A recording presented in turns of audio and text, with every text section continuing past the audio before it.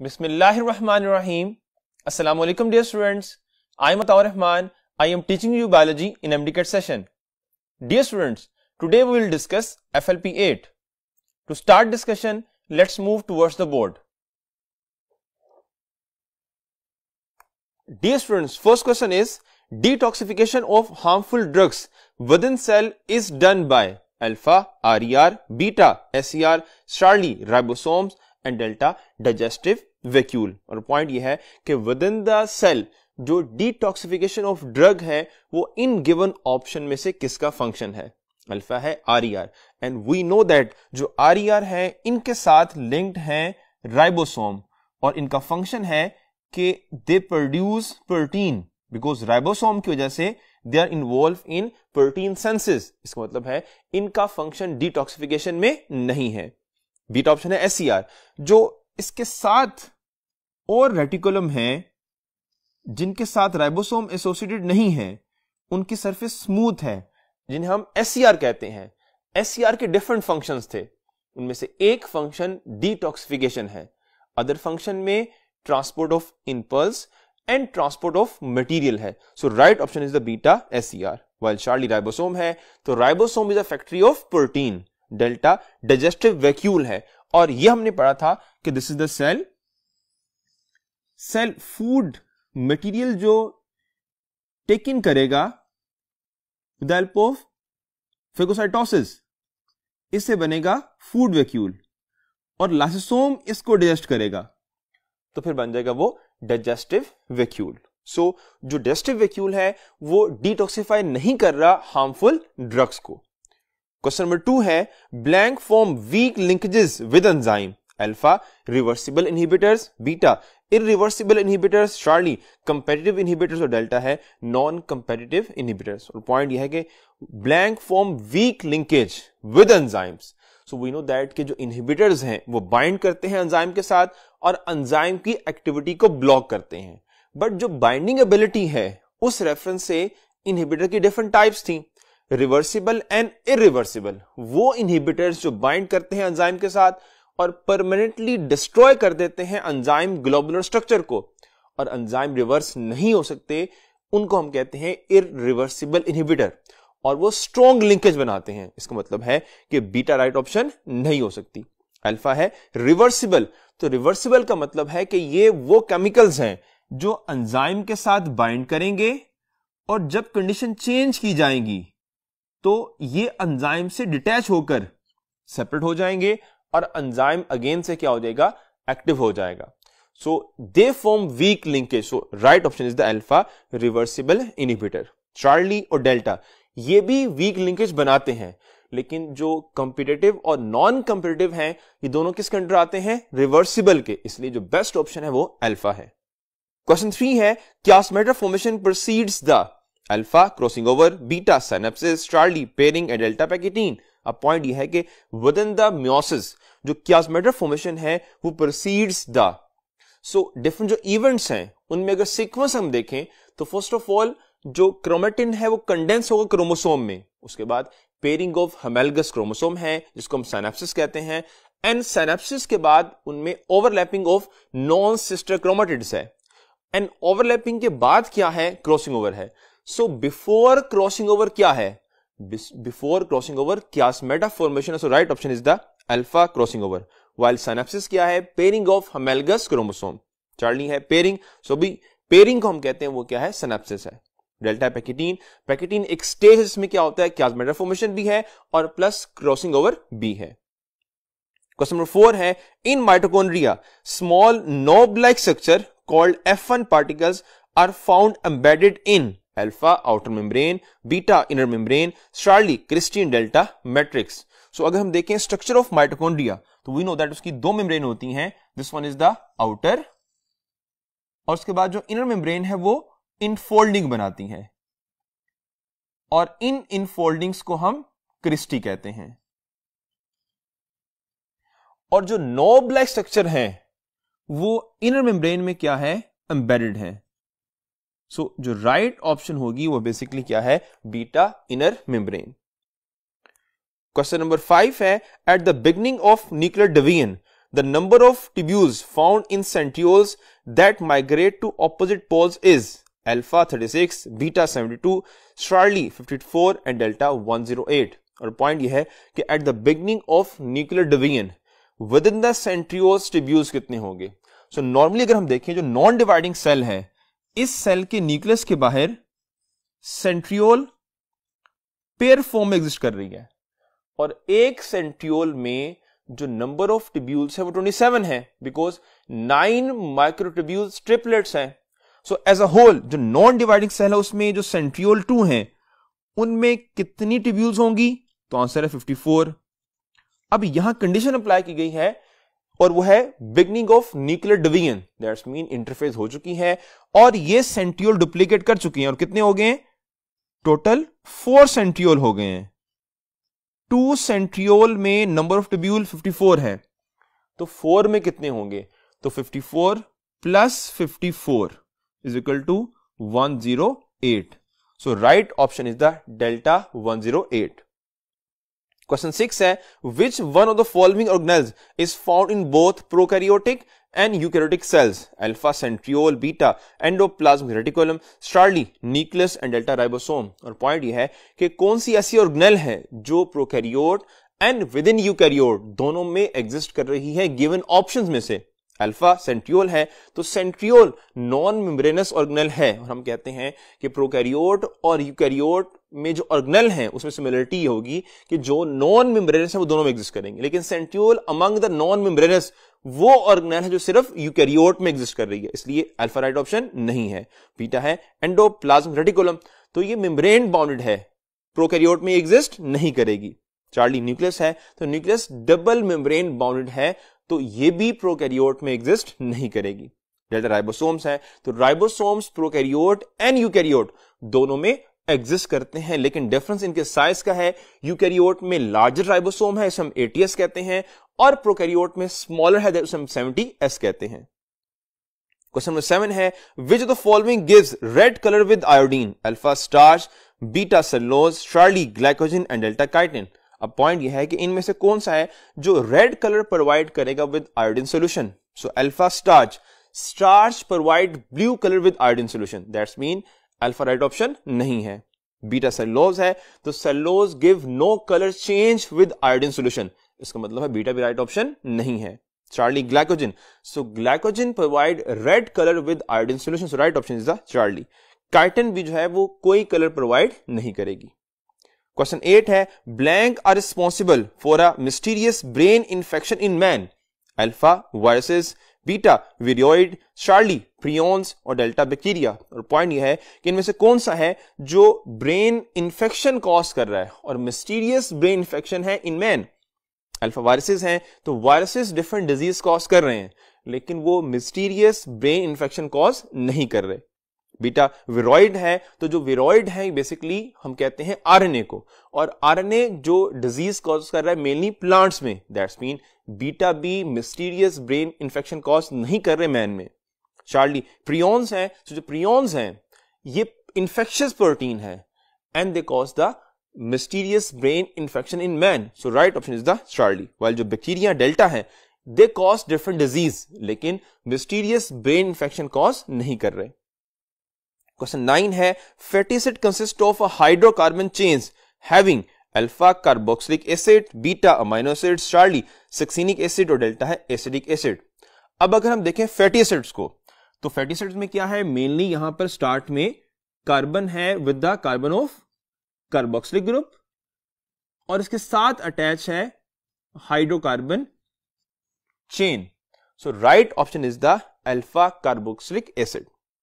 Question 10 है, the digestion of non ingested food with in the cell by lysosome is called alpha endocytosis, beta autophagy, Charlie heterophagy and delta phagocytosis. अब point यह है कि the digestion of non ingested food, यानी cell के inside एक component digest हुआ है और वो नॉन इंजेस्टेड फूड है, इसका मतलब यह है कि सेल ने उसको आउटसाइड इन्वायरमेंट से टेकन नहीं किया, दैट्स मीन वो फूड नहीं है, और सेल के इनसाइड से जो लाइसोसोम है उसने उस कंपोनेंट को डाइजेस्ट किया है, दैट्स मीन वो फूड नहीं है।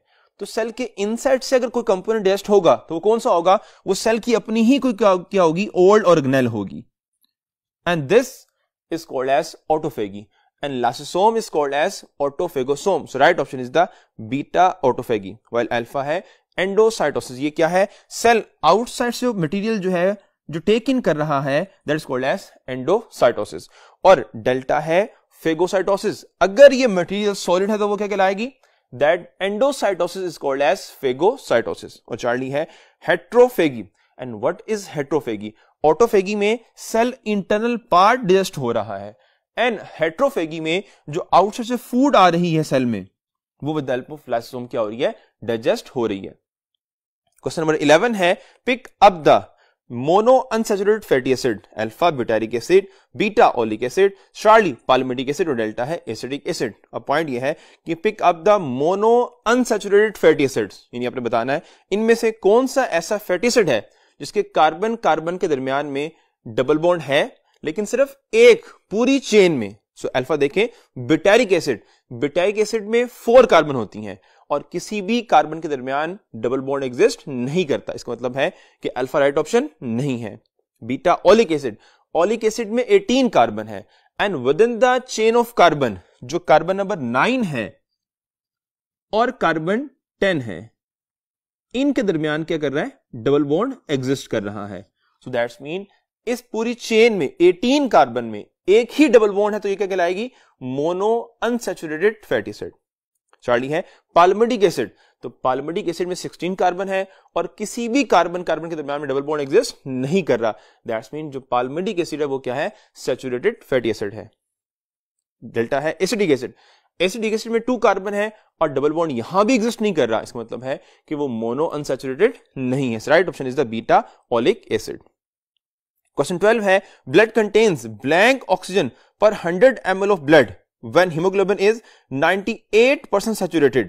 Alpha 19.6 ml, beta 17.6 ml, Charlie 18.6 ml और डेल्टा है 16.6 ml. अब हमें पता है कि 100 ml जो ब्लड है ये जो मैक्सिमम कैरी करेगा ऑक्सीजन को वो 20 ml है और ये सैचुरेशन 100% है.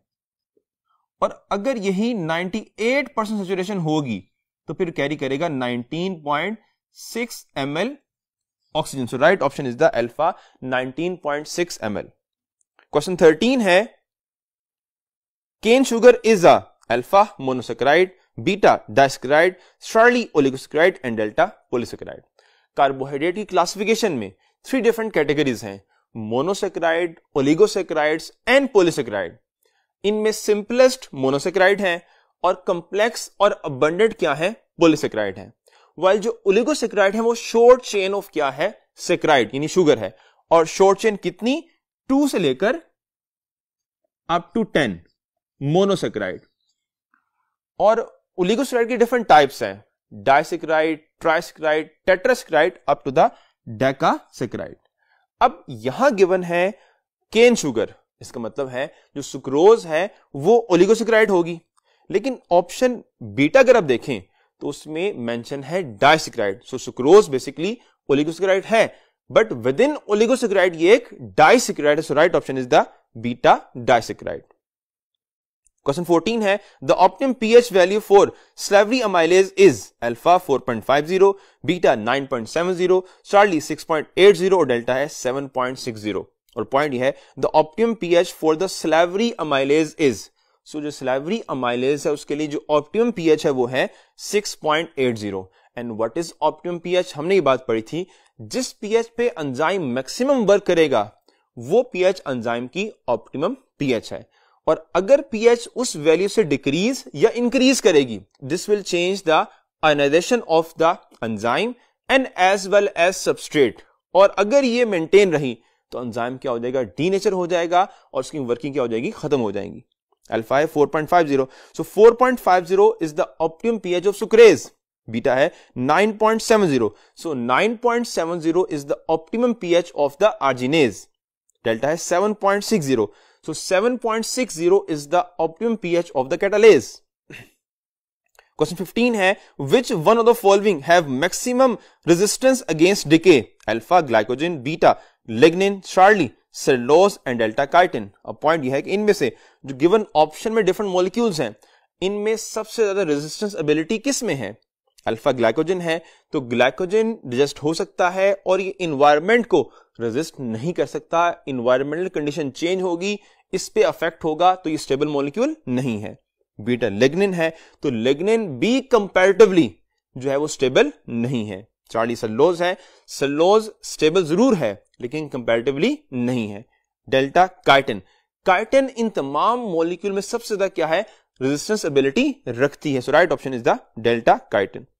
क्वेश्चन 16 है a cofactor tightly bonded to the enzyme is called alpha activator, beta coenzyme, Charlie prosthetic group और डेल्टा है एपोएंजाइम। और पॉइंट यह है कि कोफैक्टर जो टाइटली बॉन्ड होगा विद एंजाइम वो कौन सा है?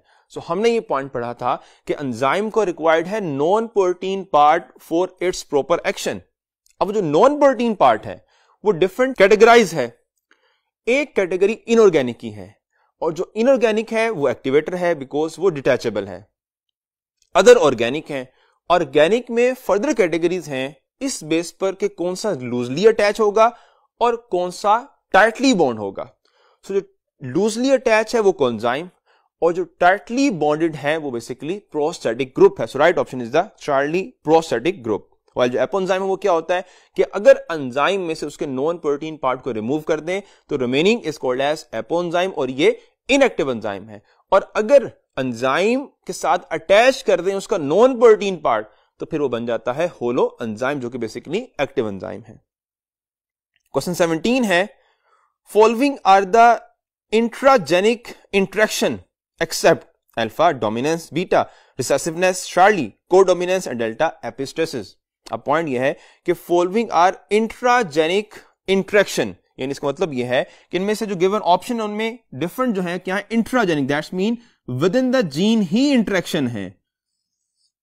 In case of homozygous, in case of heterozygous और in case of incomplete dominance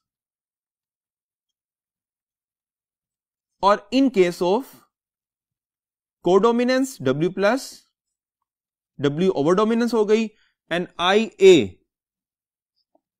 IB it's a codominance. ये तमाम के तमाम क्या है? इंट्राजेनिक इंटरेक्शन है। एक्सेप्ट कौन सा नहीं है? तो डोमिनेंस, रिसेसिवनेस एंड कोडोमिनेंस, ये तमाम के तमाम इंट्राजेनिक है। लेकिन जो एपिस्टेसिस उसमें क्या होता है? टू डिफरेंट जीन, उनका लोकस भी क्या है? डिफरेंट है, लेकिन जो एक्सप्रेशन ऑफ वन जीन है वो सेकंड पे डिपेंड कर रहा है। So right option is the delta epistasis. Question 18 है zea mays belong to phylum alpha angiospermae, beta Poales, Charlie tracheophyta and delta Poaceae.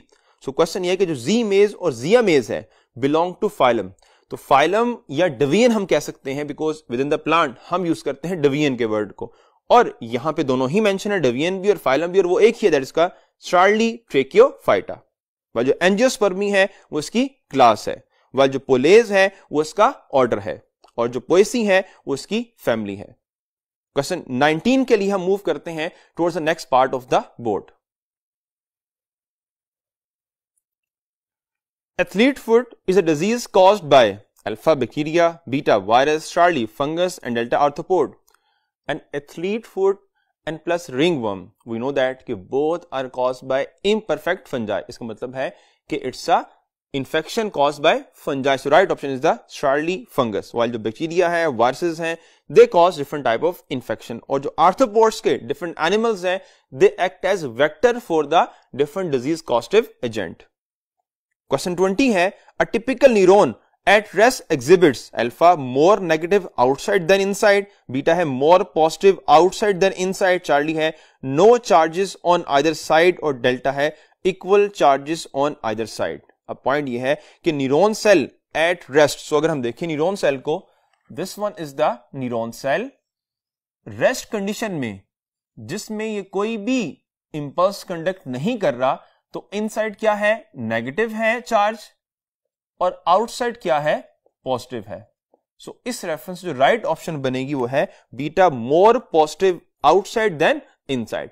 और इसकी रीजन भी हमने पढ़ी है कि इनसाइड क्या होता है, जो पॉजिटिव चार्ज पोटेशियम है वो 20 टाइम मोर है, वाइल आउटसाइड सोडियम जो चार्ज है वो 10 टाइम मोर है, और इनसाइड जो नेगेटिव ऑर्गेनिक आयन है वो ज्यादा है, जिनकी वजह से जो नेट चार्ज है इनसाइड वो क्या होगा, नेगेटिव होगा। और इन टू आयंस की जो कंसंट्रेशन है उसकी वजह से जो मूवमेंट होगी अक्रॉस द मेम्ब्रेन, उससे क्या होगा, पोटेंशियल में चेंज आएगा। इसलिए इन टू चार्जेस की बहुत क्या है, इंपॉर्टेंस है न्यूरॉन सेल के रिगार्डिंग। क्वेश्चन 21 है, mature RBCs of mammals do not have alpha, haemoglobin, beta, nucleus, Charlie, cytoplasm and delta enzymes. जो मेच्योर आरबीसीज हैं इनमें जो इनसाइड मटेरियल है साइटोप्लाज्म है, और उस साइटोप्लाज्म में जो वाटर है उसके अलावा हीमोग्लोबिन 95% एग्जिस्ट करती है, और 5% क्या है, डिफरेंट एंजाइम्स हैं। इसका मतलब है कि इसमें जो चीज एग्जिस्ट नहीं करती वो क्या है, न्यूक्लियस है। So right option is the beta nucleus. Question 22 है, the eukaryotic organisms which mostly rely upon decomposition and absorption for their food belong to kingdom alpha, animalia, beta, monera, Charlie, fungi and delta protista. अब point ये है कि eukaryotic organisms हैं और वो depend करते हैं फूड के रिगार्डिंग डिकम्पोजिशन एंड एब्जॉर्प्शन पे। तो वो ऑर्गेनिजम्स किस किंगडम से बिलोंग करते हैं? अल्फा एनिमिलिया है, तो एनिमिलिया इंजेस्टिव हेटरोट्रोफ है, वो डिकम्पोज नहीं करते, वो फूड को इनटेक करते हैं और फिर डाइजेस्ट करते हैं। इसका मतलब है अल्फा राइट ऑप्शन नहीं है। जो मोनेरा है ये बेसिकली प्रोकैरियोट है, और प्रोकैरियोट में डिकम्पोजर्स भी हैं और ऑटोट्रोफ भी हैं। इसका मतलब है बीटा राइट ऑप्शन नहीं हो सकती। चार्ली फंजाई है, तो fungi are called as the absorptive heterotroph, कि वो डिकम्पोज करेंगे और एब्जॉर्ब करेंगे। अब एक फीचर फंजाई और बैक्टीरिया का सिमिलर है कि बोथ आर डिकम्पोजर, लेकिन डिफरेंस आता है एब्जॉर्प्शन में। बैक्टीरिया जो आउटसाइड एंजाइम रिलीज करेगा, फूड के मटेरियल आउटसाइड से इनसाइड मूव करेंगे through active transport, through passive transport और डिफरेंट मैकेनिज्म। वो एब्जॉर्ब नहीं हो रहे, कोई स्पेशलाइज स्ट्रक्चर नहीं है जिसकी वजह से ये फूड को एब्जॉर्ब करेगा। लेकिन फंजाई में स्पेशलाइज हाइफी है और टिप ऑफ हाइफी है जिसके हेल्प से वो फूड एब्जॉर्ब करेगी, इसलिए हम फंजाई को एब्जॉर्प्टिव हेटरोट्रोफ कहते हैं। क्वेश्चन नंबर 23 है, the system responsible for the transport and returning of material from the tissues of the body to the blood is called alpha transport system, beta circulatory system, charlie blood vascular system और delta है lymphatic system। और point ये है कि system responsible for transport and returning of material from the tissues to the blood. यानी अगर हम बात करते हैं कि हार्ट से टुवर्ड्स द टिश्यूज और सेल ट्रांसपोर्ट हो रहा है, तो वो फिर क्या है, सर्कुलेटरी सिस्टम या फिर क्या है, ब्लड वेस्कुलर सिस्टम है। लेकिन ये बात हो रही है टिश्यूज से टुवर्ड्स द ब्लड, और वो एक ही सिस्टम है और वो है लिम्फेटिक सिस्टम, जो टिश्यू से डिफरेंट कंपोनेंट्स को दोबारा ब्लड में ऐड करता है। So right option is the delta lymphatic system. Question 24 है, according to the diffusion theory of phloem transport, velocities of sugar movement in phloem is on the average alpha 1 metre per hour, beta 2 metres per hour, Charlie है 1 foot per hour और delta है 2 feet per hour. Point ये है कि according to the diffusion theory of phloem transport, different theories थी, उसमें एक defiant theory है और सेकंड जो थ्योरी है वो प्रेशर फ्लो थ्योरी है। सो ये अगर हम देखें डिफियन के रिगार्डिंग, तो जो स्पीड है वो अल्फा है 1 मीटर पर आवर, जो कि बहुत ही स्लो स्पीड है, इसलिए जो डिफियन थ्योरी है उसको रिजेक्ट कर दिया गया और जो प्रेशर फ्लो थ्योरी है उसको एक्सेप्ट किया गया। क्वेश्चन 25 है, the composition of the material flowing in the phloem have been studied by using alpha, beetle, beta wasps, charlie, aphid और डेल्टा है grasshopper। सो जो स्टडी किया गया था फ्लोइंग ट्रांसलोकेशन में मूव करने वाले मटेरियल को, तो वो basically with help of aphid था। So right option is the alpha aphid. Question number 26 है, bud and seed dormancy are promoted by alpha auxins, beta gibberellins, Charlie abscisic acid और delta ethene. अब point यह है कि bud and seed dormancy are promoted by, इसका मतलब है कि जो बड है वो भी और सीड भी जब डोरमेंट है तो इसकी डोरमेंसी को प्रमोट किया जाएगा, दैट्स मीन वो इनएक्टिव ही रहेगा। तो अल्फा ऑक्सिन है, तो ऑक्सिन तो ग्रोथ को स्टिमुलेट करता है, तो वो बड की ग्रोथ को और जो सीड की ग्रोथ है उसको स्टिमुलेट करेगा, वो डोरमेंट या इनहिबिट नहीं करेगा। बीटा जिब्रेलिन्स है, तो जिब्रेलिन्स भी ग्रोथ को स्टिमुलेट करता है, इसलिए बीटा भी राइट ऑप्शन नहीं है। चार्ली है एब्सिसिक एसिड। सो जो एब्सिसिक एसिड है वो स्ट्रेस हार्मोन है और वो ग्रोथ को इनहिबिट करता है, so right option is the Charlie abscisic acid. While जो इथीन है ये भी जो है वो बड डोरमेंसी को ब्रेक करेगा। ब्रेक करने का मतलब ये है कि उसको एक्टिवेट करेगा और बड ग्रो करेगा। क्वेश्चन 27 है detection of change and signalling for effector response to the control system is a alpha positive feedback, beta negative feedback, Charlie feedback inhibition और डेल्टा है फीडबैक मैकेनिज्म। सो पॉइंट ये है कि detection of change यानी change को detect किया and signal send किया towards the effector so that response को क्रिएट किया जा सके। So this is called as feedback mechanism. और जो फीडबैक मैकेनिज्म है उसकी टू टाइप्स हैं, positive and negative feedback mechanism. जो नॉर्मल हमारी बॉडी में ऑपरेट हो रहा है और डिफरेंट सिस्टम को एक्टिवेट या इनहिबिट कर रहा है वो फीडबैक मैकेनिज्म है, और सडन कंडीशन में जो काम करेगा वो पॉजिटिव फीडबैक मैकेनिज्म है। सो पॉजिटिव फीडबैक मैकेनिज्म की जो एग्जांपल है वो बर्थ फिनोमेना है कि जो लेबर पेन है वो ग्रेजुअली इंक्रीज ही होगी। सो पॉजिटिव फीडबैक मैकेनिज्म और नेगेटिव में डिफरेंस आपने याद रखना है, बट यहां जनरल बात की गई है। So right option is the delta feedback mechanism. Question 28 है the total inside capacity of the lungs is blank for adult human being, alpha 7 litres, beta 5 litres, Charlie 6 to 7 litres और delta है 2.5 litres. सो जो total capacity है जब lungs fully fill हो जाएंगे air से वो है 5 litres. Right option is the beta 5 litres.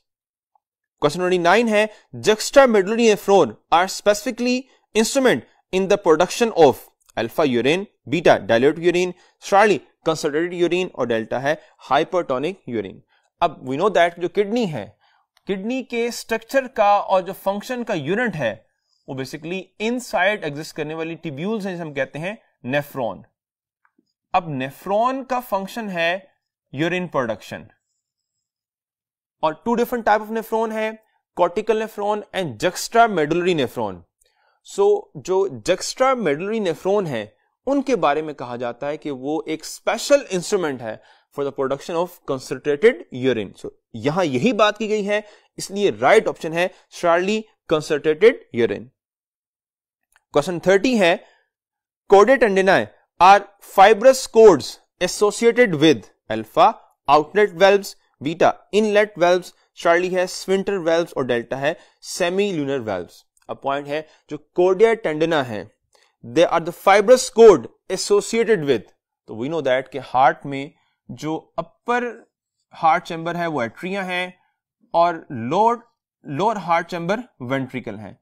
अब राइट एट्रियम और राइट वेंट्रिकल के दरम्यान में ट्राइकस्पिड वेल्व है और लेफ्ट एट्रियम और लेफ्ट वेंट्रिकल इनके दरमियान में क्या है बाइकस्पिड है। और इन कस्पिड वेल्व के साथ कुछ कोर्ड्स अटैच हैं जिन्हें हम कोर्डिया टेंडिना कहते हैं, और ये कोर्ड्स दूसरे एंड पे कहां पे अटैच हैं, they are attach with the extension of the wall of ventricle, जिसे हम कहते हैं they are called as the papillary muscle. So chords किससे एसोसिएटेड है inlet valves. Right option is the beta inlet valves. While जो sphincter valves हैं ये sphincter muscles हैं जो डिफरेंट बॉडी पार्ट में एग्जिस्ट करते हैं और कंट्रोल करते हैं मूवमेंट ऑफ फ्लूइड को। डेल्टा है सेमी ल्यूनर वेल्व्स। सो सेमी ल्यूनर वेल्व्स बेसिकली होते हैं जो एग्जिस्ट करते हैं ventricles and aorta and pulmonary trunk and with in the vein. इन वेल्व्स को कहा जाता है कि they are called as semi lunar valves. Question number 31 है a commercial method of producing thousands even millions of identical seedling in a limited amount of space is called alpha micropropagation, beta anther culture, Charlie suspension culture और delta है tissue culture। और point ये है कि a commercial method of producing thousands और even millions of identical seedling, बहुत ज्यादा हमने seedling प्रोड्यूस की कमर्शियली और आइडेंटिकल और लिमिटेड टाइम में।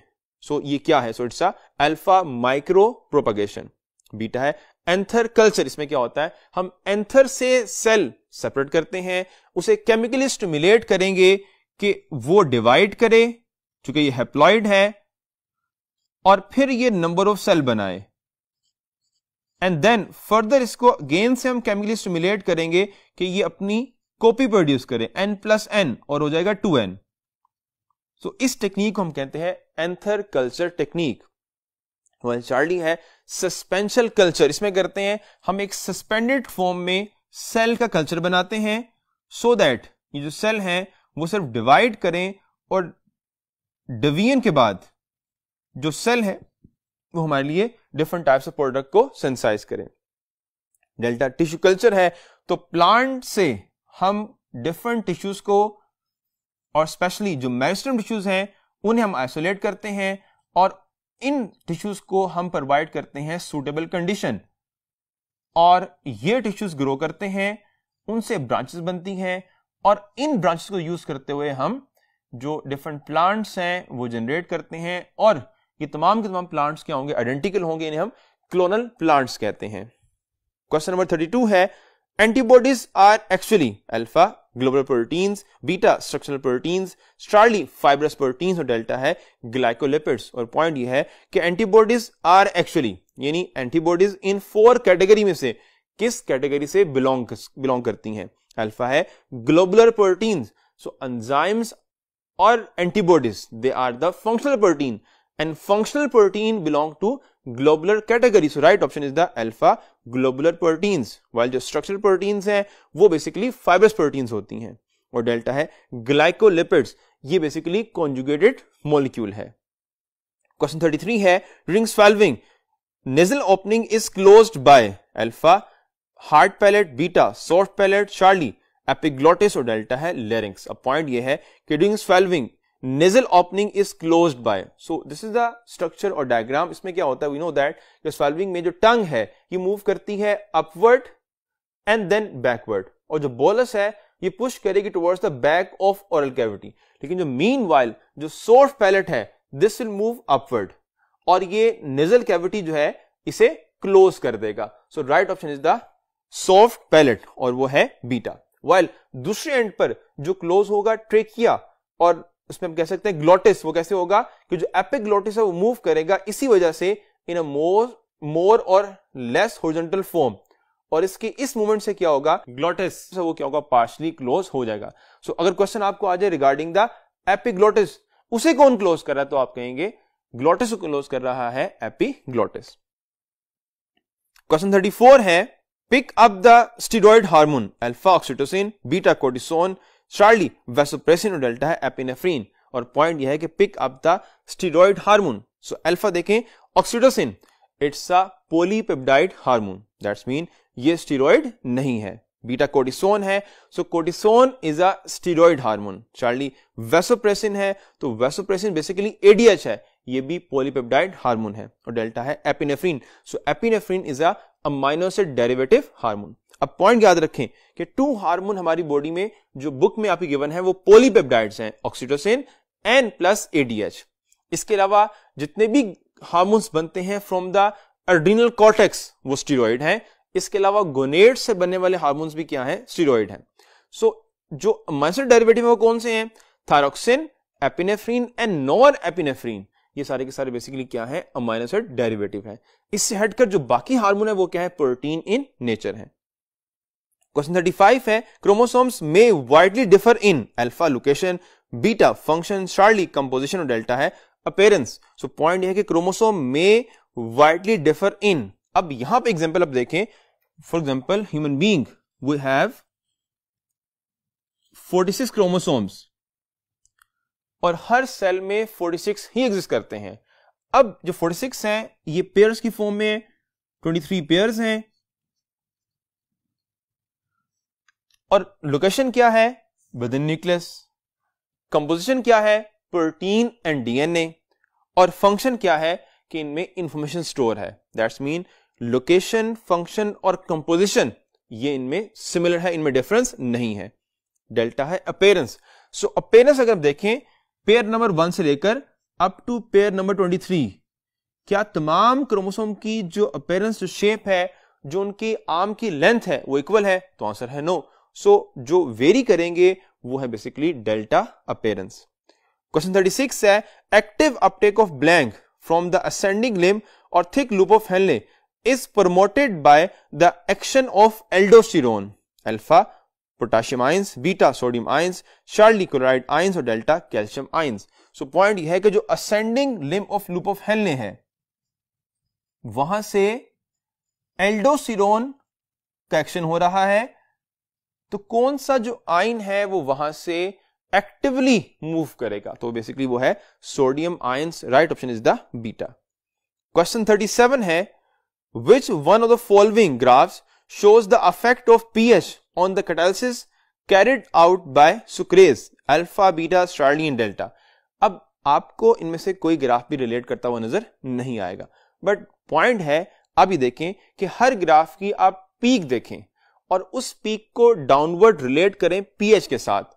सो अल्फा ऑप्शन को देखें तो इसकी peak in between 4 and 6, that's mean ये रेंज 4.5 पे आ रही है। So right option is the alpha. While जो बीटा है उसमें अगर आप देखें तो उसकी जो पीक है वो 4 पे आ रही है। सो जो सुक्रेज की ऑप्टिमम पीएच है वो 4.50 है। इसका मतलब है कि बीटा राइट ऑप्शन नहीं हो सकती। चार्ली है उसमें अगर आप देखें जो पीक आ रही है वो 6 पे आ रही है, तो 6 उसकी ऑप्टिमम पीएच नहीं है, इसलिए चार्ली राइट ऑप्शन नहीं है।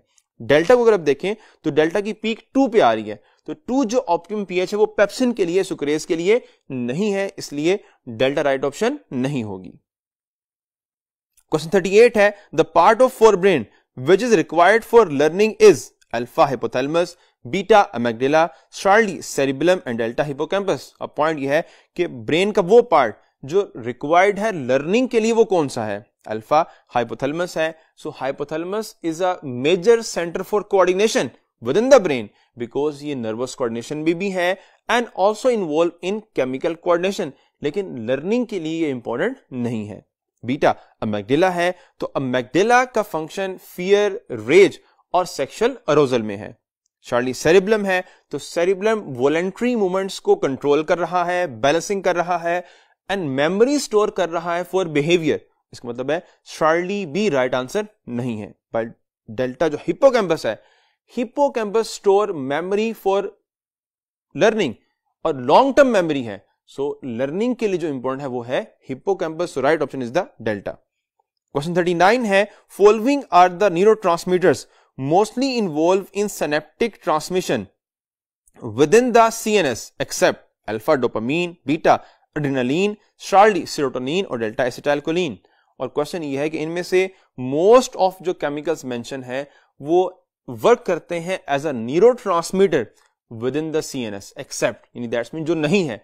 So right option is the delta acetylcholine, because हमने ये पॉइंट पढ़ा था कि acetylcholine is a neurotransmitter outside CNS with in PNS. So right option is the delta. Question 40 है position of a gene on chromosome is called its alpha phenotype, beta locus, Charlie allele and delta genotype. और point यह है कि जो gene की position है chromosome के ऊपर वो क्या कहलाती है? अल्फा है, फिनोटाइप।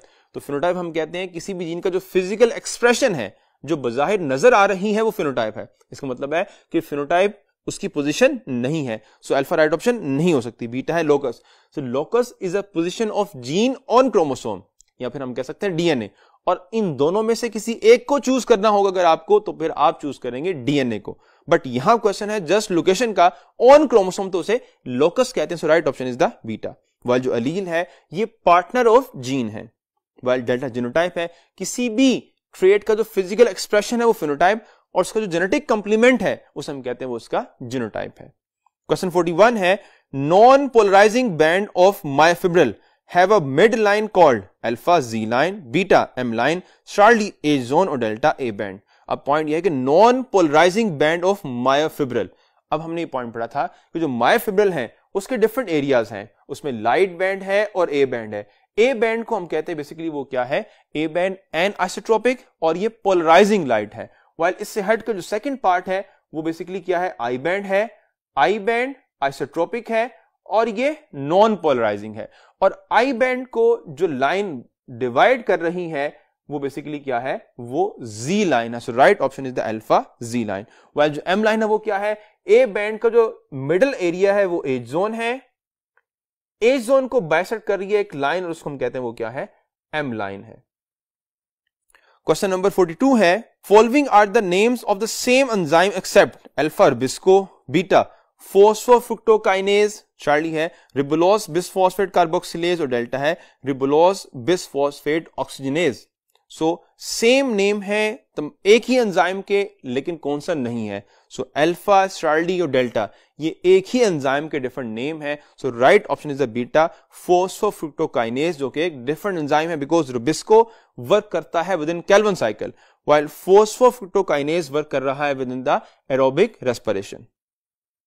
क्वेश्चन 43 है, yellowish glandular structure formed after the release of egg from follicle is called alpha corpus callosum, beta Graafian follicle, Charlie corpus luteum and delta corpus albicans। और पॉइंट ये है कि yellowish glandular structure formed after the release of egg, so ovulation के बाद ovary के inside जो yellow colour का gland बनेगा उसे क्या कहेंगे, अल्फा है कॉर्पस कैलोसम। और ये क्या होता है कि जो हेमिस्फेयर है ब्रेन के, इन हेमिस्फेयर्स में जो कम्युनिकेशन है वहां पे बैंड ऑफ एक्सोन है जिसे हम कहते हैं बेसिकली वो कॉर्पस कैलोसम है। इसका मतलब है अल्फा राइट ऑप्शन नहीं है।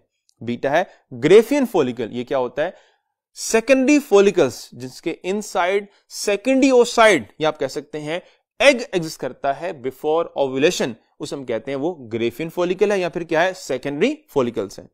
Charlie corpus luteum, so graafian follicle after ovulation convert होगा रप्चर फॉलिकल्स में, एंड रप्चर फॉलिकल को कन्वर्ट करेगा एक hormone LH with in the corpus luteum जो कि येलो कलर का ग्लैंड है। So right option is Charlie corpus luteum.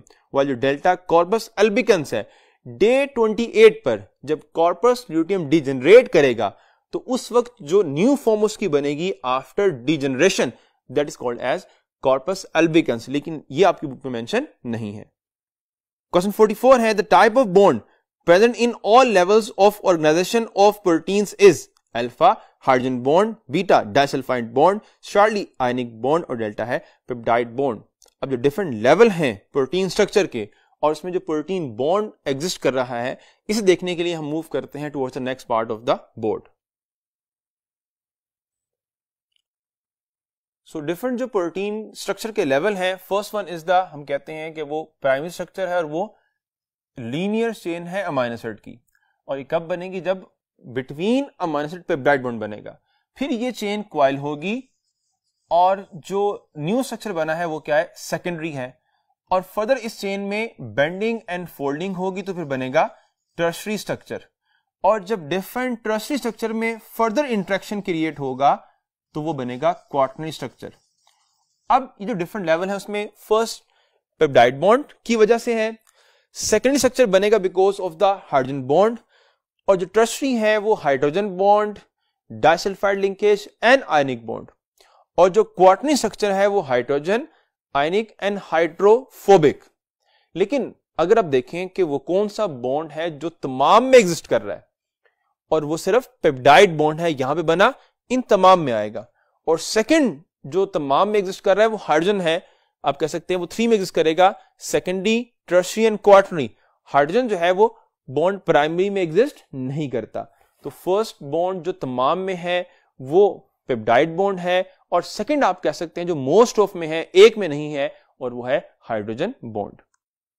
Question 45 है, events of mesocycles are regulated by the alpha estrogens, beta gonadotrophin, Charlie progesterone और delta है testosterone. अब जो events of mesocycle हैं they are regulate by which type of hormone? So right option is the beta, different types of gonadotropins hormone, और उसमें कौन कौन से हैं, FSH है और LH है। So right option is the beta. Question 46 है, its role is to respond against stimulus, alpha receptor, beta neuroclia, Charlie effector और delta है neuron, और पॉइंट ये है कि its role is to respond against stimulus. So we know that कि overall जो coordination है उसमें जो वे ऑफ मैकेनिज्म है वो क्या है कि फर्स्ट ऑफ ऑल जो रिसेप्टर हैं वो रिसीव करेंगे मैसेज को and send signal towards the control centre, अब जो कंट्रोल सेंटर है वो आगे से एक्टिवेट करेगा अफेक्टर्स को। सो रिसेप्टर ने रिसीव किया, अफेक्टर रिस्पॉन्स शो करेंगे स्टिमुलस का। So right option is the Charlie effector. और अफेक्टर हमारी बॉडी में दो ही हैं और वो मसल और प्लस क्या है, ग्लैंड्स हैं। क्वेश्चन 47 है pick up the correct sequence alpha beta Charlie और डेल्टा। और इसमें जो बैक्टीरियोफेज वायरस है उसकी डिफरेंट जो है वो इवेंट्स मेंशन है। और जो राइट वन है वी नो दैट कि उसमें क्या होगा, फर्स्ट ऑफ ऑल लैंडिंग होगी, फिर अटैचमेंट है, फिर टेल कॉन्ट्रैक्शन है, फिर पेनिट्रेशन है और फिर क्या है, डीएनए इंजेक्शन है। So right option is the delta. बाकी ऑप्शंस में अल्फा बीटा और शार्ली में अगर आप देखें तो उसमें डिफरेंट इवेंट्स रॉन्ग मेंशन है। फॉर एग्जांपल अल्फा को अगर आप देखते हैं तो अल्फा में है लैंडिंग अटैचमेंट, ठीक है, लैंडिंग, उसके बाद अटैचमेंट है, थर्ड पे है पेनिट्रेशन और डीएनए इंजेक्शन और फिर है टेल कॉन्ट्रैक्शन। तो ये सीक्वेंस राइट नहीं है, पहले टेल कॉन्ट्रैक्शन होगी और फिर पेनिट्रेशन और फिर DNA injection. So alpha right option नहीं है। बीटा है पेनिट्रेशन, तो फर्स्ट लैंडिंग होती है इसलिए बीटा भी राइट ऑप्शन नहीं है। चार्ली है टेल कॉन्ट्रैक्शन, तो भी मैंने आपको बताया कि फर्स्ट लैंडिंग है तो फर्स्ट पॉइंट की वजह से ही चार्ली क्या हो जाएगी, रॉन्ग ऑप्शन होगी। So right one is the delta. Question 48 है during normal rate of metabolism muscle get energy by breakdown of alpha creatine phosphate, beta phosphocreatine, charlie है एडिनोसिन ट्राइफॉस्फेट और डेल्टा है लैक्टिक एसिड। सो पॉइंट है कि normal condition में, normal metabolism में जो muscle को एनर्जी मिलती है वो किसकी ब्रेकडाउन से है, अल्फा केराटिन फॉस्फेट। सो केराटिन फॉस्फेट रेस्ट कंडीशन में and with in exercise directly energy provide नहीं कर रही, इसलिए अल्फा ऑप्शन राइट नहीं होगी। बीटा है फॉस्फोकेराटिन, सो ये भी एनर्जी प्रोवाइड नहीं कर रही इसलिए बीटा भी राइट ऑप्शन नहीं है। चार्ली है adenosine triphosphate, ATP, normal metabolism हो या एक्सरसाइज कंडीशन हो, बोथ कंडीशन में एटीपी ही एनर्जी प्रोवाइड करेगा। बट ये डिफरेंस है कि एटीपी का सोर्स क्या होगा, रेस्ट कंडीशन में एरोबिक रेस्पिरेशन और एक्सरसाइज में aerobic respiration, anaerobic respiration and creatine phosphate, तीनों मिलकर एटीपी बना रहे होंगे और एटीपी मसल को एनर्जी प्रोवाइड करेगा और मसल कॉन्ट्रैक्ट करेंगे। क्वेश्चन नंबर 49 है diabetes इंस्पाइडस indicates the deficiency of alpha water, beta ADH, Charlie insulin और डेल्टा ग्लूकागोन। अब पॉइंट यह है कि जो डायबिटीज इंस्पाइडस है ये किस चीज की डेफिशिएंसी को इंडिकेट कर रहा है। तो उसमें क्या होता है डायबिटिक इंस्पाइडस में कि जो ADH हार्मोन है वो डेफिशिएंट होता है और वाटर लॉस होगा, वाटर रीअब्सॉर्ब नहीं होगा और यूरिनेशन क्या होगी, एक्सेसिव होगी। So right option is the beta. While जो वाटर है इसका लेवल कम हो या ज्यादा ये डिफरेंट कंडीशन पे डिपेंड करता है, लेकिन जो स्पेसिफिक डिजीज है वो रिलेट कर रही है एडीएच के साथ। चार्ली इंसुलिन है, अगर इंसुलिन का लेवल डिक्रीज या इंक्रीज करता है तो उसके डिफरेंट अदर एस्पेक्ट्स हैं। फॉर एग्जांपल अगर इंसुलिन प्रोड्यूस नहीं होती तो ग्लूकोज का लेवल इंक्रीज कर जाता है और वो है डायबिटिक मेलाइटस। और डेल्टा है glucagon. So because of the excessive production of glucagon उससे क्या होगा, ग्लूकोज लेवल इंक्रीज कर जाएगा और ये अफेक्ट बहुत रेयर है। क्वेश्चन 50 है pick up the antagonistic pair of step from the lysogenic life cycle of a bacteriophage. Alpha है इनकॉर्पोरेशन लाइसोजेनी, बीटा है इनकॉर्पोरेशन इंडक्शन, चार्ली है लाइसोजेनी इंडक्शन और डेल्टा है लाइसोजेनी एड्सॉर्प्शन। अब आपने देखना है कि इनमें से कौन सा एंटागोनिस्टिक है। सो अल्फा ऑप्शन को देखते हैं, अल्फा है इनकॉर्पोरेशन लाइसोजेनी। सो वो बैक्टीरियोफेज जो एंटर हो विद इन बैक्टीरिया और जो है वो पार्ट बन जाए बैक्टीरियल डीएनए के, उसे हम कहते हैं वो लाइसोजेनी है। सो इनकॉर्पोरेशन और लाइसोजेनी ये ऑपोजिट नहीं है, बिकॉज जो इनकॉर्पोरेट होगा उसी को हम कहेंगे वो लाइसोजेनिक फेज है। सो अल्फा राइट ऑप्शन नहीं है। बीटा है इनकॉर्पोरेशन एंड इंडक्शन, ये एंटागोनिस्टिक है बिकॉज लाइसोजेनिक जो फेज है वो इनकॉर्पोरेट होगा और इनएक्टिव हो जाएगा और लाइसिस कॉज नहीं करेगा, कंट्रोल नहीं करेगा, लेकिन इंडक्शन में वो डिटैच होगा। सो एक में वो अटैच हो रहा है, यानी विद इन द इनकॉर्पोरेशन वो अटैच हो रहा है और इंडक्शन में वो डिटैच हो रहा है। सो इस रेफरेंस से जो एंटागोनिस्टिक है वो बीटा है। चार्ली है लाइसोजेनी इंडक्शन, तो लाइसोजेनी एक टाइम में जाके इंडक्शन कॉज कर रहा है, तो लाइसोजेनिक फेज ही है जो इंडक्शन कॉज कर रहा है, तो ये एंटागोनिस्टिक नहीं है। डेल्टा है लाइसोजेनी एड्सॉर्प्शन, तो जो लाइसोजेनी की लाइफ साइकिल है बैक्टीरियोफेज फर्स्ट लैंडिंग करेगा और फिर अटैचमेंट करेगा। सो एड्सॉर्प्शन और लाइसोजेनी भी ऑपोजिट नहीं है। So right option is the beta. Question 51 है In case of snake bite, we use alpha passive immunization, beta active immunization, Charlie है natural immunity और डेल्टा है innate immunity. अब पॉइंट ये है कि in case of snake bite we use, snake bite case में हम क्या यूज करते हैं, तो snake bite जो है उसके अगेंस्ट यूज करते हैं हम एंटी वेनम और बेसिकली है passive immunization. So right option is the alpha. While जो एक्टिव इम्यूनाइजेशन है वो क्या है, अगर एंटीजन बॉडी में नेचुरली एंटर हो और डिजीज कॉज कर दे और फिर डेवलप हो इम्यूनिटी, तो हम कहते हैं वो क्या है, एक्टिव इम्यूनाइजेशन है. और सेकंड क्या है कि हम वैक्सीन ऐड करें, तो both are active immunisation. Question 52 है alpha cells of isolate of Langerhans secrete hormone called alpha cortisone, beta insulin, charlie glucagon और डेल्टा है एल्डोस्टेरोन. अब जो पेंक्रियास है उसमें 2 सेल जो यहां पे गिवन है वो अल्फा और बीटा है. इनमें से जो मोस्ट अबंडेंट वो बीटा है और सेकंड अल्फा है. जो अल्फा सेल है they produce the glucagon. So right option is the Charlie. While जो बीटा सेल है दे प्रोड्यूस इंसुलिन. सो अगर क्वेश्चन हो रिगार्डिंग इंसुलिन तो आप कहेंगे वो कौन प्रोड्यूस कर रहा है, बीटा सेल्स प्रोड्यूस कर रहे हैं. क्वेश्चन 53 है B cell of immune system exhibit alpha cell mediate response, beta humoral immune response, Charlie है एक्टिव रिस्पॉन्स और डेल्टा है पैसिव रिस्पॉन्स. अब पॉइंट ये है कि B cell of immune system, we know that कि जो इम्यून सिस्टम है वो 2 सेल पे कंसिस्ट करता है. One is called as the B lymphocyte, second is called as T lymphocyte.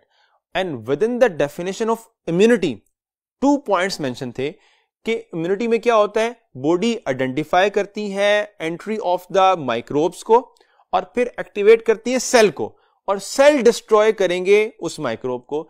अगर ऐसा हो तो हम कहते हैं वो सेल मीडिएट इम्यून रिस्पॉन्स है. और सेल रिस्पॉन्सिबल कौन सा है, टी लिम्फोसाइट रिस्पॉन्सिबल है.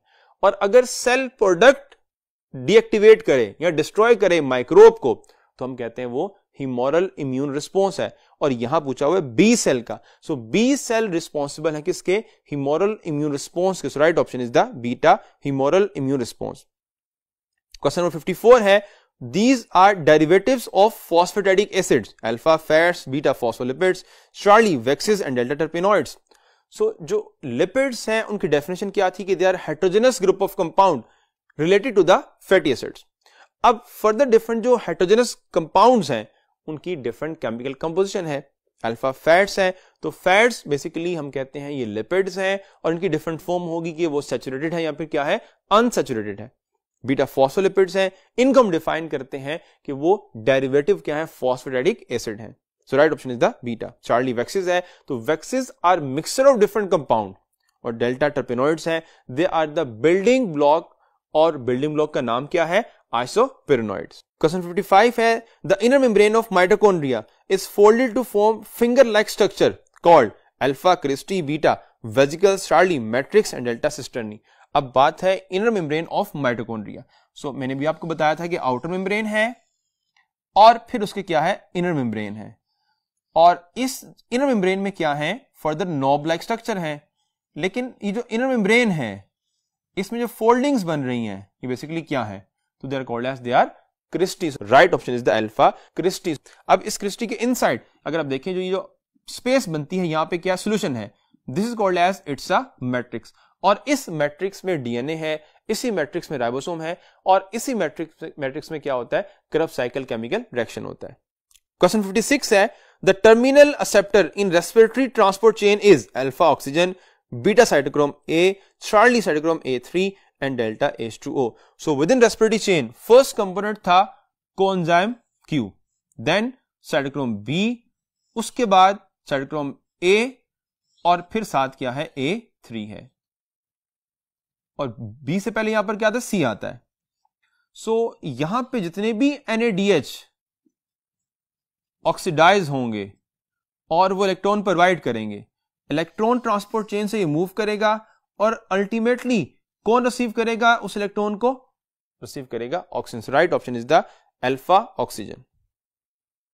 क्वेश्चन नंबर 57 है mitochondria are related to the following except alpha glycolysis, beta oxidative phosphorylation, Charlie है क्रब साइकिल, डेल्टा है इलेक्ट्रॉन ट्रांसपोर्ट चेन. सो जो माइटोकॉन्ड्रिया है वो रिलेट कर रहा है गिवन ऑप्शंस में से सब के साथ, एक्सेप्ट किसी के साथ नहीं कर रहा. सो अल्फा देखें ग्लाइकोलाइसिस, आउटसाइड माइटोकॉन्ड्रिया जो साइटोसोल है वहां पे ग्लूकोज मॉलिक्यूल कन्वर्ट हो रहा है with in the pyruvate, and this process is called as glycolysis.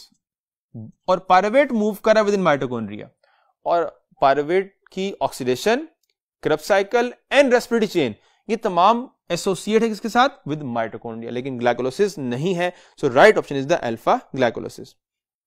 Question 58 है, in respiratory electron transport chain coenzyme Q is oxidised by alpha FAD, beta cytochrome C, charlie cytochrome B और delta cytochrome A। अब point ये है कि respiratory electron transport chain में coenzyme Q is oxidised by, so भी मैंने आपको बताया कि NADH रिड्यूस है, ये ऑक्सीडाइज होगा विद इन NAD और ये रिड्यूस कर देगा कोएंजाइम Q को। फिर कोएंजाइम Q से इलेक्ट्रॉन मूव करेगा टुवर्ड्स B, तो कोएंजाइम Q क्या हो गया? ऑक्सीडाइज, और B क्या हो गया? रिड्यूस।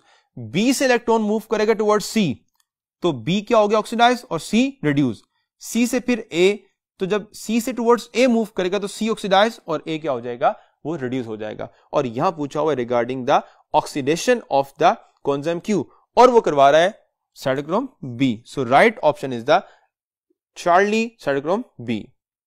क्वेश्चन 59 है, biologist have divided cells into two type mainly on the basis of structure of their alpha ribosomes, beta nuclei, Charlie cell wall and delta plasma membrane. So biologist ने अगर हम देखें cell को जो classify किया है वो इन गिवन ऑप्शंस में से डिफरेंट स्ट्रक्चर ऑफ सेल हैं उनमें से किस बेस पे किया है। राइबोसोम को देखें तो राइबोसोम में डिफरेंस है बिटवीन प्रोकैरियोट एंड यूकैरियोट, लेकिन जो क्लासिफिकेशन है वो on the base of ribosome नहीं है। बीटा न्यूक्लाई, सो प्रोकैरियोट और यूकैरियोट इन दोनों में जो डिफरेंस किया जाता है वो ये है कि ये दो सेल हैं और ये इनका क्रोमेटिन मटेरियल है।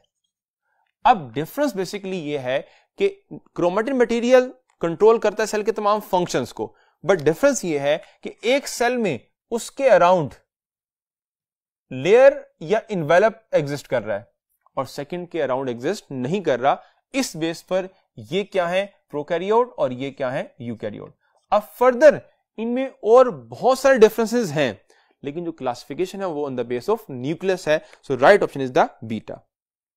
क्वेश्चन 60 है, each blank consist of light gathering antenna complex and reaction centre, alpha chlorophyll molecule, beta photosystem, charlie carotenoid molecules और डेल्टा है ज़ैंथोफिल मॉलिक्यूल। अब पॉइंट ये है कि ईच ब्लैंक यानी इनमें से हर कोई consist of light gathering antenna complex and reaction centre, इनमें से कौन सा ऐसा है जो इन कंपोनेंट पे कंसिस्ट करता है? सो वी नो दैट जो फोटोसिस्टम होता है उसमें क्या होता है? एंटीना कॉम्प्लेक्स है, और इस एंटीना कॉम्प्लेक्स में डिफरेंट क्या है?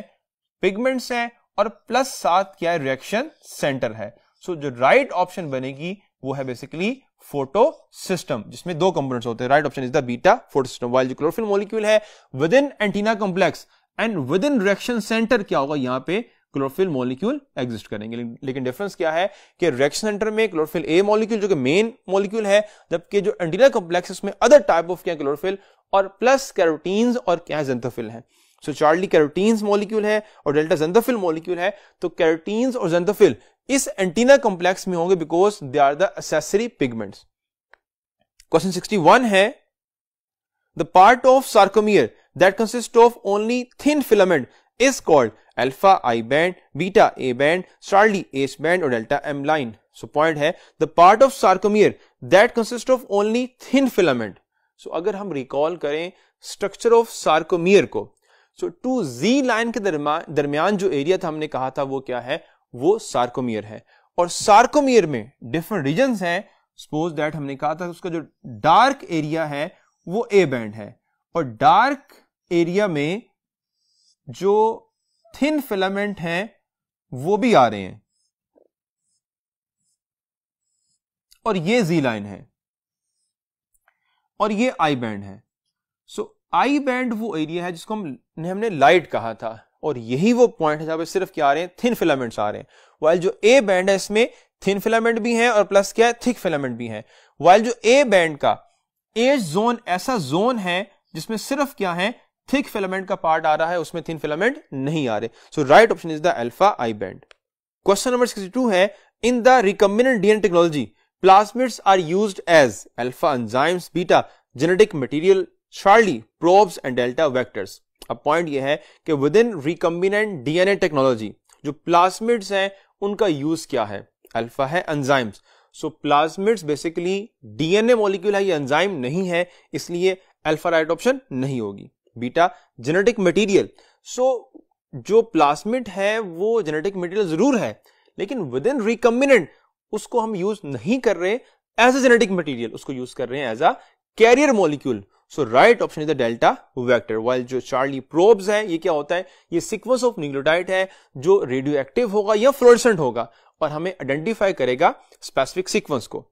क्वेश्चन 63 है the plant having foreign DNA incorporated into their cells are called alpha Soma clonal plants, beta insect resistant plants, Charlie है ट्रांसजेनिक प्लांट्स, डेल्टा है हर्बिसाइड रेजिस्टेंट प्लांट्स। अब पॉइंट यह है कि प्लांट में जीन मौजूद है और वो जीन बाहर से ऐड की गई है, तो ऐसा प्लांट क्या कहलाएगा? सो वी नो दैट कि जो ट्रांसजेनिक ऑर्गेनिजम्स होते हैं उनमें डीएनए या जीन एग्जिस्ट करती है किसी और ऑर्गेनिज्म की।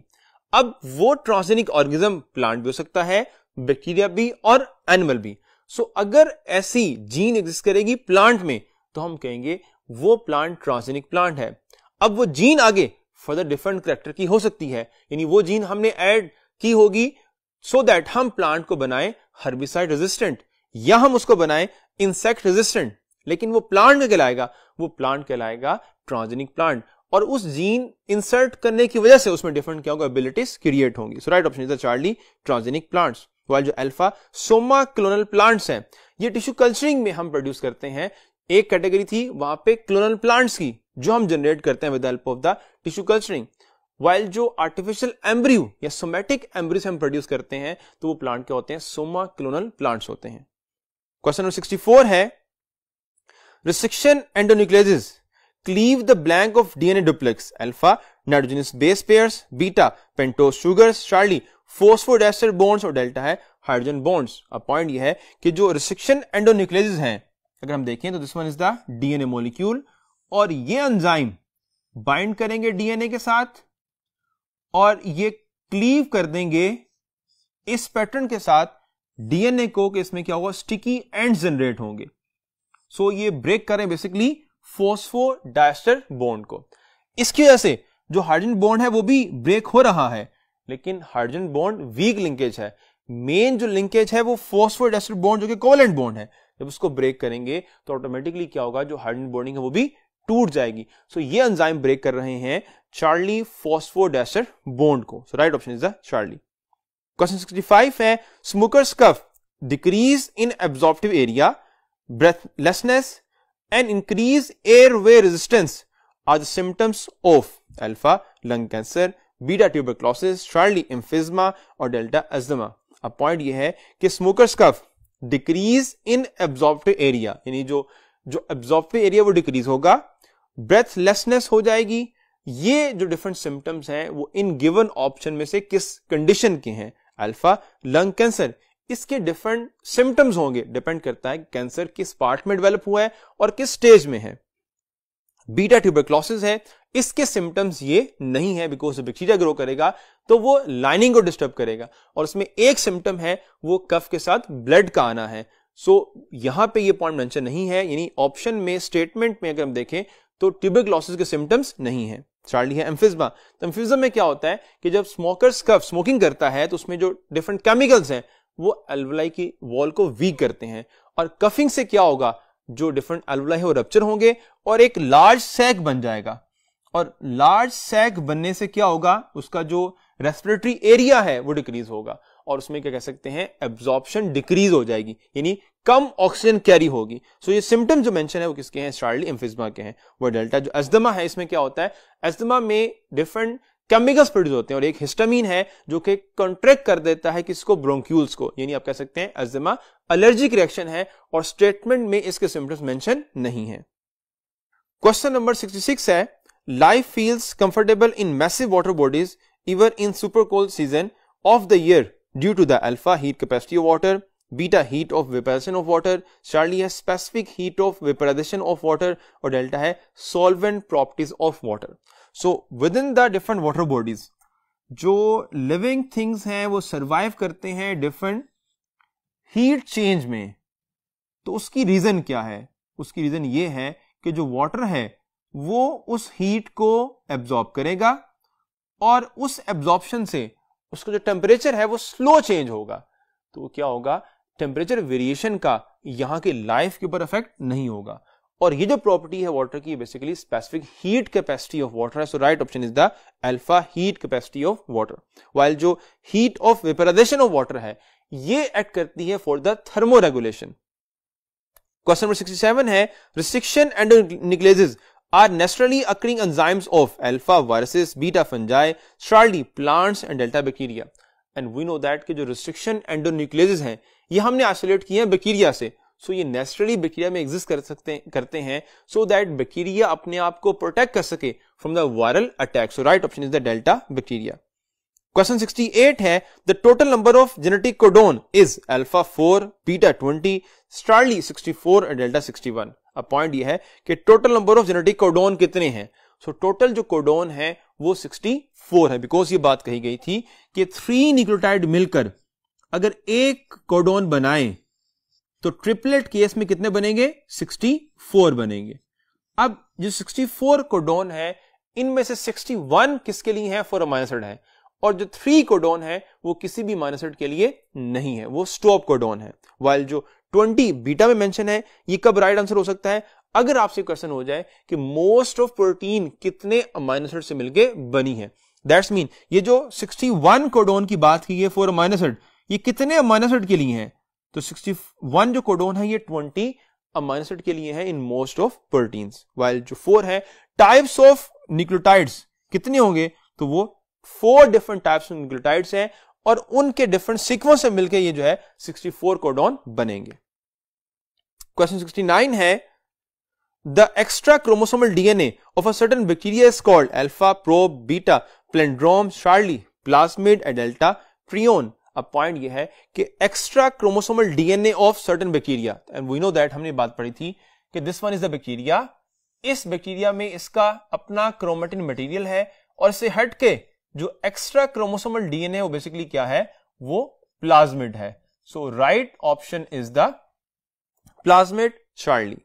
क्वेश्चन 70 है both animal and plant cells are alpha eukaryotic, beta prokaryotic, charlie osmotically resistant, delta है ऑस्मोटिकली वल्नरेबल। अब पॉइंट यह है कि प्लांट और एनिमल सेल में इन गिवन ऑप्शंस में से कौन सा कैरेक्टर सिमिलर है।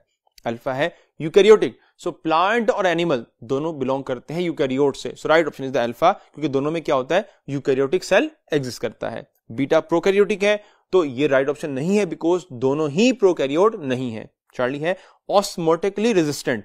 अब ये कैरेक्टर जो होता है बेसिकली प्लांट सेल के रेफरेंस अगर आप देखें तो प्लांट सेल जो होता है ये ऑस्मोसिस के बाद जब वाटर एंटर होगा तो उसको रेजिस्ट कर सकता है, जबकि जो एनिमल सेल है इसमें जब वाटर एंटर होगा तो ये उसको रेजिस्ट नहीं कर पाएगा क्योंकि इसके बाद सेल वॉल एग्जिस्ट नहीं कर रही। डेल्टा है ऑस्मोटिकली वल्नरेबल, तो एनिमल सेल वल्नरेबल है, प्लांट सेल नहीं है because of the cell wall.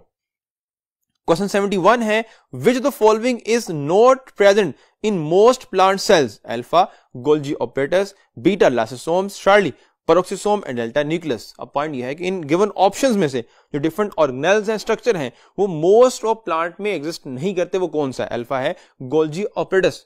सो ये प्लांट में एग्जिस्ट कर रहा है बिकॉज जो गोल्जी ऑपरेटस है ये सेल वॉल फॉर्मेशन में इन्वॉल्व है।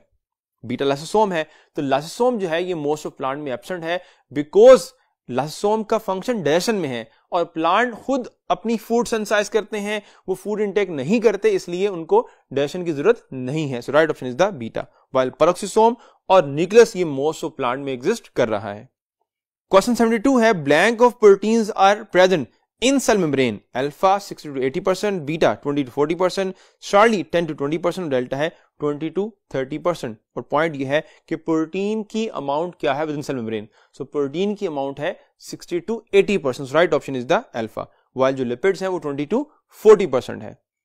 क्वेश्चन 73 है a latest model explaining the properties of cell membrane is called alpha unit membrane model, beta fluid mosaic model, charlie है स्लाइडिंग फिलामेंट मॉडल और delta है lock and key model. और point है कि latest model कौन सा है regarding the cell membrane. जो फर्स्ट मॉडल था वो था यूनिट मेम्ब्रेन मॉडल, और उसको मॉडिफाई किया गया, और जो लेटेस्ट मॉडल है और जो एक्सेप्टेबल है वो है flared mosaic model. So right option is the beta. While Charlie sliding filament model है, ये एक्सप्लेन करता है मसल कंट्रैक्शन को, कि ड्यूरिंग कंट्रैक्शन क्या होता है, थिन फिलामेंट स्लाइड पास करते हैं over the thick filament. While delta है लॉक एंड की मॉडल, ये एक्सप्लेन करता है एंजाइम फंक्शनिंग को। क्वेश्चन 74 है many animal cells release macromolecules to the exterior by the process called alpha pinocytosis, beta phagocytosis, charlie exocytosis और delta है endocytosis. और point ये है कि एनिमल सेल मैक्रोमोलिक्यूल को आउटसाइड रिलीज कर रहे हैं। सो जो एनिमल सेल रिलीज करेंगे मैक्रोमोलिक्यूल को आउटसाइड, तो सेल से बाहर क्या करेगा, जब मटेरियल मूव करेगा तो हम इसे कहेंगे ये क्या है, इट्स अ एक्सोसाइटोसिस। वाइल जो अल्फा है पिनोसाइटोसिस और बीटा फेगोसाइटोसिस, ये एंडोसाइटोसिस की 2 डिफरेंट टाइप्स हैं, कि कौन सा मटेरियल है, अगर डिसॉल्व है तो पिनोसाइटोसिस और अगर सॉलिड है तो फेगोसाइटोसिस। और डेल्टा है एंडोसाइटोसिस। इसकी 2 टाइप्स हैं जो मैंने अभी आपको बताई, पिनोसाइटोसिस एंड फेगोसाइटोसिस। क्वेश्चन 75 है almost all reaction of a cell occur in the presence of alpha ATPase, beta oxygen, charlie glucose and delta water. तो तमाम केमिकल रिएक्शन एक्वस मीडियम में होते हैं। So right option is the delta water. While तमाम के लिए ATPs, oxygen and glucose का होना कंपल्सरी नहीं है। क्वेश्चन 76 है more than 2 alternate form of a gene which arise by gene mutation are called alpha multiple alleles, beta polygenic alleles, Charlie है fix alleles और डेल्टा है जंपिंग अलील्स। सो अगर एक जीन की अलील्स ज्यादा हो, मोर देन 2 हो और वो बनी हो because of mutation, then this phenomena is called as the alpha multiple alleles. While beta है पॉलीजेनिक अलील्स। सो जो पॉलीजेनिक ट्रेट्स हैं जो कंट्रोल हो रही हैं मैनी जीन से, उनकी जीन्स को हम कहेंगे पॉलीजेनिक अलील्स। चार्ली है फिक्स अलील। हमने कहा था कि अगर एक पॉपुलेशन फॉर एग्जांपल 500 की पॉपुलेशन है और उसमें तमाम के तमाम इंडिविजुअल जो है वो होमोजाइगस डोमिनेंट हैं, ये तमाम बेसिकली क्या है, होमोजाइगस रिसेसिव है, तो इस केस में हम कहेंगे वो क्या है, वो फिक्स्ड अलील है। और डेल्टा जंपिंग अलील्स है, वो क्या है कि वो जीन्स या वो अलील्स जो मूव करती हैं chromosome to chromosome, locus to locus, they are called as jumping genes या फिर अलील्स। क्वेश्चन 77 है a sequence of about 10 ribonucleotides complementary to the unbound DNA that is attached at a replication fork is called alpha DNA primer, beta RNA primer, charlie DNA probe and delta RNA probe. अब question ये है कि a sequence of about 10 ribonucleotide, इसका मतलब है कि वो RNA होगा complementary to the unbound DNA that is attached at a replication fork, यानी जो डीएनए अनकॉइल हुआ है उसके साथ वो अटैच है किस पॉइंट पर, पॉइंट ऑफ रेप्लिकेशन फोर्क के ऊपर। सो ये क्या कहलाएगा, so it's basically RNA primer जो स्टार्ट करवाएगा डीएनए रेप्लिकेशन को। So right option is the beta RNA primer. और कैसे बनेगा, with help of primase enzyme. Question 78 है the cell undergoes a sequence of cyclic changes which involves period of growth, replication of DNA followed by cell division. This process is called alpha interphase, beta cell cycle, Charlie cell division and delta mitotic division. So हमें point ये याद है कि हमने कहा था different events जिसमें cell अपने साइज में इंक्रीज करता है, अपने डीएनए को रेप्लिकेट करेगा और फिर डिवाइड कर जाएगा। This whole process is called as cell cycle. So right option is the beta. अब इंटरफेज इसमें फर्दर पार्ट है या आप कह लें इवेंट है जिसमें सेल प्रिपेयर करता है, और जो एम फेज या माइटोटिक फेज है या माइटोटिक डिवीजन है, इसमें क्या होता है, सेल डिवाइड करता है। यानी इंटरफेज और एम फेज ये फर्दर सेल साइकिल की फेजेस हैं, डिवीजन है। क्वेश्चन 79 है pleura is a alpha double layered sac, beta single layered sac, charlie है 3 लेयर्ड सैक और डेल्टा है फ्लूइड अराउंड द लंग्स। अब पॉइंट यह है कि प्लूरा क्या है, so pleura is a double layer sac around the lungs. So right option is the alpha double layered. Question number 80 है a process that occurs both in prokaryotic and eukaryotic cell is alpha ETC, beta Krebs cycle, Charlie glycolysis and delta aerobic respiration। अब point यह है कि इनमें से कौन सा ऐसा प्रोसेस है जो प्रोकैरियोट एंड यूकैरियोट दोनों में हो रहा है। सो प्रोकैरियोट में मेनली हो रही है एनरोबिक रेस्पिरेशन और विद इन यूकैरियोट क्या है, एरोबिक रेस्पिरेशन है। सो ETC Krebs cycle and aerobic respiration ये बेसिकली टाइप है जिसमें क्या होता है, ग्लूकोज मॉलिक्यूल ब्रेकडाउन होगा with the help of oxygen, और ये एरोबिक रेस्पिरेशन है और ये किसमें होगी? With in eukaryote. वाइल जो ग्लाइकोलाइसिस है ये कॉमन है between prokaryote and eukaryote. So right option is the Charlie glycolysis. So with this question आज की हमारी डिस्कशन एंड होती है। उम्मीद है आपको तमाम पॉइंट्स क्लियर हो गए होंगे और आप इनको याद रखेंगे for your test. So best of luck for your test. अल्लाह हाफिज।